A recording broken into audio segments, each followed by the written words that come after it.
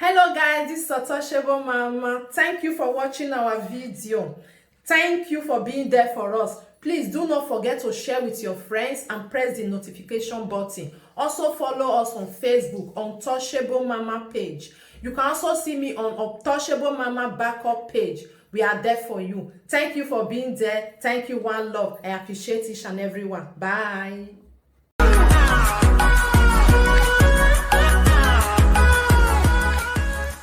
Waya bavan wa bebe nege kai waya kujo. Wa beba wo happy new month everybody. Wa kujo. Wa kujo. Otian boni no wi Rita li. Ho ni wa temekere wa mai. Utretine Olakoko. All akoko already got when already motwen like my life video. Where a mini atame Ebony ya gweboni gware or to webigbe. Where gweboni hasani. You go 2 million or ya borrow boma. Where high ban when I'm here we high ban or lakoko any other person that big with Latin the should beg boni. We're getting with her when your pan with your wing. As far as we married setting a pay or a bony massati me go need la ever since near Keta, my no ya pay. Women of Panu Hiata. You understand? Women of Panu Hiata. Because of Biani, Nebonia Bora, you go near.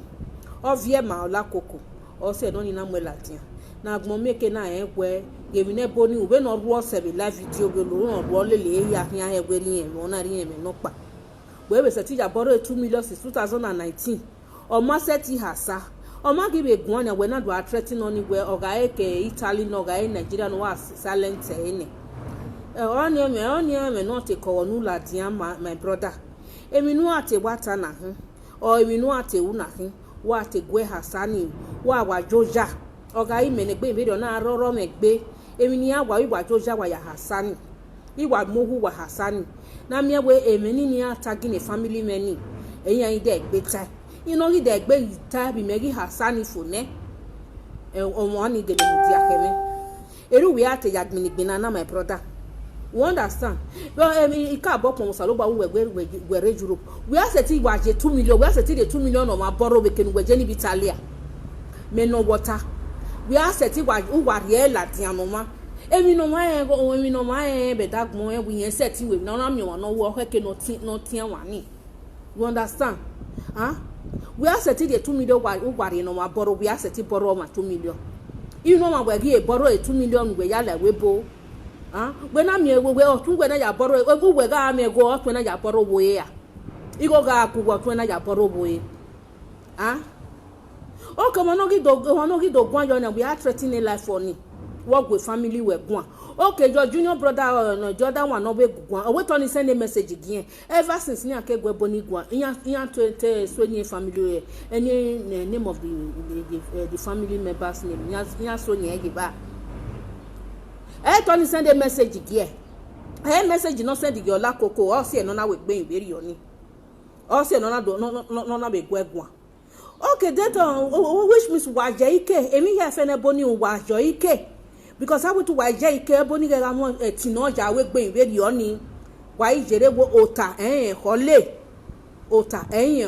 ma ho o me gba mo o gba zubo ma o wa ina ma te boga ti uki o he mi za debe mu gba ibi oga me ne so pe ma mu me o ti me ja borrow 2 million boy ma se ti asa I be do asie de me me ni he be ja threatening life for money. I can't do that. He said we gbe very oni wa ge we amu wa ma o we are threatening we to are silent ene. Do you know what you are saying? When me no laja mo nu gbe na we are silent on one ni. No baja gbona. Now what for you o? Me maybe waja gwan he sha o. I don't know. Maybe waja o emi here. Oga ebe ni meje no ti meja borrow we get me roporopa we gbe very oni o ja be gbi ma se very oni. You understand? O ja be gbi ma se very oni. Beni ma obe no bi ma se ri ma we ni se. Huh? I'm your neighbor you go.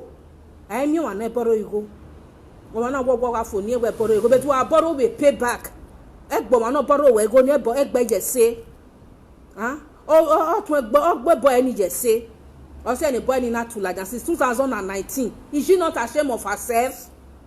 Better celebrate her borrow 2 million naira woman on Maseti pay since 2019 better celebrity go be celebrate no not when we tie total no be gwegun talk sense into her head where you okeke no maja yin instead of you to talk to your sister to advise your sister in a good way we are threatening on no gwan we be total we be gwan ban we to that church today. This is the reason in Nigeria church because we are not the church now. We are not committed most of the atrocity now. We are coming. We are soon over here. We are not the church now. We are not committed. How can you be coming from church? You don't have oh. Who are going Nigeria no silent on money. How can that? We are not going to church. They no ya damn it. Osalobo no ya worship Osalobo. Or you go work church like they don't do make a video. Do a threatening life for one. How work in Nigeria, which means you have killed before. I don't know you. But maybe I bet if you don't know ni abuta ni eido gay, eido lad, eido comment ji, read the way video you bring very on your man just come out to advise you. You understand? You lad and to advise you. They not when you behave here, no matter can we yata my oh guys can you imagine I will not I to wo ime we are beg me turn upside down there you have you have face you have no right if you are well if you are that book when are there obi okoya wo sagbajeri ajawu ni eri ni ajawu okay me we hama get try very on your ma wo ime very on I will to try would have known me when time wa when you wait time where you threaten no man gwalebe why you pay go ni you Ebony must pay that money of your pay go ni because where Ebony suffer we bona hebe no ma suffer here okay do gather igoni igoni igo 1 month egbo say 2 months depends on when you win of Sweden oga Ebony Spain manager no depends on when say 2 or 3 months no ya gather that 2 million because all pay house rent pay water bill pay many bills okay do also 3 months okay do gather that 2 million ona Europe ona guy Spain manano even in Italy the same thing but that's ati we gbe very oni so bold wala don wa threatening life for one ola koko me ma on my be call it don ma call me don me ma on better always come out and say the truth me go oppression emi gwa wo to obi jwa una na oppression e na kina when a man in on that 2 million in since of Maseti Gwanega me on Gwane, wa threatening one or Gwane, a Wauna. We have we to Wadake Church, you don't know that church, you do that threatening life for one. The church in only he also in Menage Church because one know your church, you know, 1 hour with a one hour or carry out walking. You understand? Menage Church, a see me with women who a see me way. Oh, Osalobo no get maybe me no be ya borrow you gonna be borrow we go be on your my house no jai oje gboja be na we yan gboja je la he ma you boy you kuya you tayo boy ari yo no ya ja be de be oni de bai hasani mai ko bo mai ya hasani ona ga obi je me ona ga obi rame no ne secret ma ga ige likila dia o ma ho so oni we ni wa do tama we oh when you go come on no time oh fuck on ebe no ya advice obi we no ya pay go ni no ga dey go threatening life for one o life for one ropa won no gbo ma be na tene na ebe gu wa ku e o be gu wo na seti lagbon tin du na me o won pa no we gbo wa lagbon tin ero Osalobo na ma mo na pa waju bobo as no gbo ma ri ku o ma de mi opa kan me ka bo ya Ebony ka bo ya ku Osalobo abe no ga he ga kian ni o ga ese kini meji